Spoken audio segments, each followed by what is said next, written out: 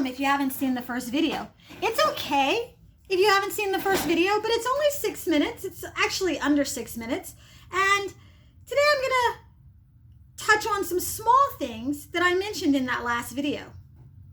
We are 18 days into the calendar year, and it's the anniversary of the birth of A.A. Milne, creator of Winnie the Pooh and all his friends.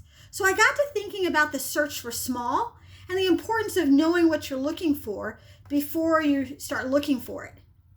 9 days ago, I used doing my hair and resistance to doing my hair as a symbol for making resolutions and cultivating good habits. It's a little thing, a simple thing, and that's part of what I want to touch on today.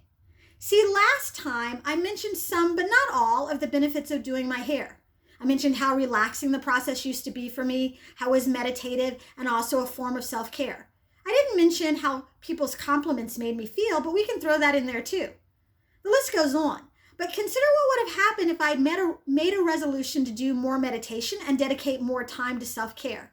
Consider what would have happened if I'd focused on looking good and or feeling good, which go hand in hand. Those can all be great goals.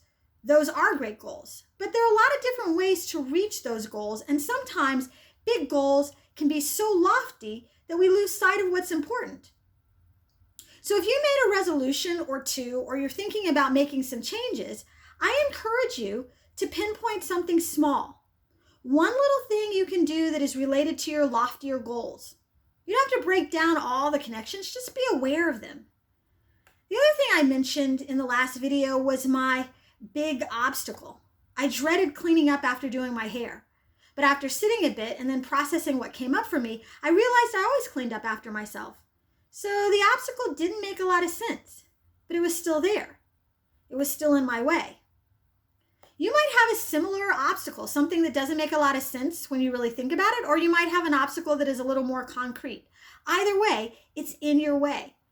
In book 5 of his Meditations, the Stoic Emperor Marcus Aurelius mentioned how others might fetter, impede, or hinder his progress, but what he says about others being in his way is also true about being in our own way.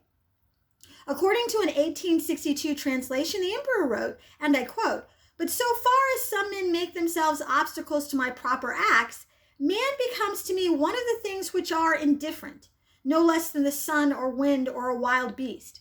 Now it is true that these may impede my action, but they are no impediments to my effects," meaning his intentions, "and disposition, which have the power of acting conditionally and changing. For the mind converts and changes every hindrance to its activity into an aid. And so that which is a hindrance is made a furtherance to an act, and that which is an obstacle on the road helps us on this road," end quote. Now I love the idea that the obstacle is the way. I love the Ryan Holiday book inspired by this idea, and I can be pretty good about going over, around, even under certain obstacles. But I'm not always so good about going through them. And someone recently mentioned that sometimes we just have to go through things. So I sat with that. Again, not trying to mentally work through, just sitting, breathing, doing that 90-second thing for a little bit longer than 90 seconds. Then I journaled a little, which I highly recommend, and I realized that in the past, I was coming into a clean space to do my hair. That clean space was part of what made it a spa day. If cleaning up, my dread of cleaning up after doing my hair was the obstacle, then cleaning up first became the way. In fact, cleaning up first meant that there was less to clean up at the end of the process. These are such little things, small things, but small little things become big things. So consider the small little things. And I'll see you back here in 9 days.